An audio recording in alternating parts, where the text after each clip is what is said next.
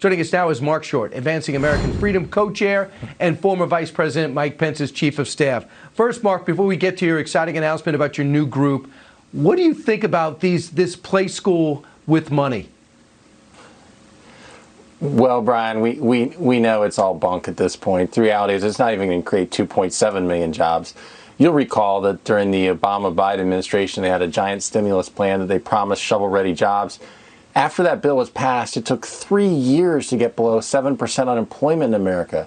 When we passed the tax relief, the Trump-Pence tax relief in 2017, unemployment reached 3.5%, the lowest level in 50 years, and 5 million jobs were created in 2 years. The way to create jobs is to get the government out of the way. The government doesn't create jobs. It never has. And the reality that this notion that this fictitious numbers you're going to throw out there, that you can throw all these projects under infrastructure and create jobs. Another analysis of this first $2.2 trillion that they're proposing, only $300 billion is actually for roads, bridges, and airports. I know. They're throwing the kitchen sink under the umbrella term of infrastructure.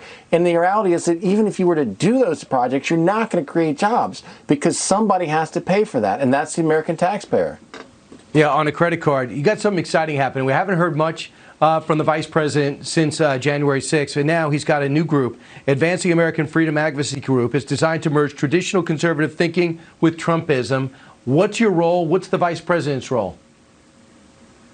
Well, I think that the Trump-Pence team was such a great team in part because they complement each other's skill sets so well.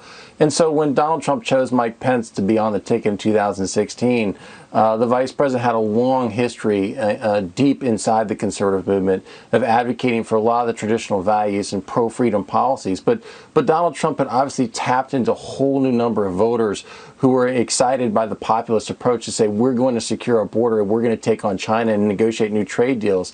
And that was a prescription for success that had so many successful policies in 4 years of record tax relief, deregulation, new trade deals, and obviously enormous prosperity for the American people. And so we believe that that's a prescription as well, not just for the past, but for the future. And so we'll be advocating those policies and defending the record of the last 4 years under the Trump-Pence administration from some of the leftist attacks that I think want to discredit and erase many of the successes that we achieved. So this organization is going to focus not just on what we did, but also to say to the movement that this is the prescription as well for where we need to be moving forward that secures a winning majority in the United States. And Marc, we're about a hard break, but I'm just wondering, are the president and vice president talking? And if so, do you think if President Trump runs, Mike Pence is the running mate again?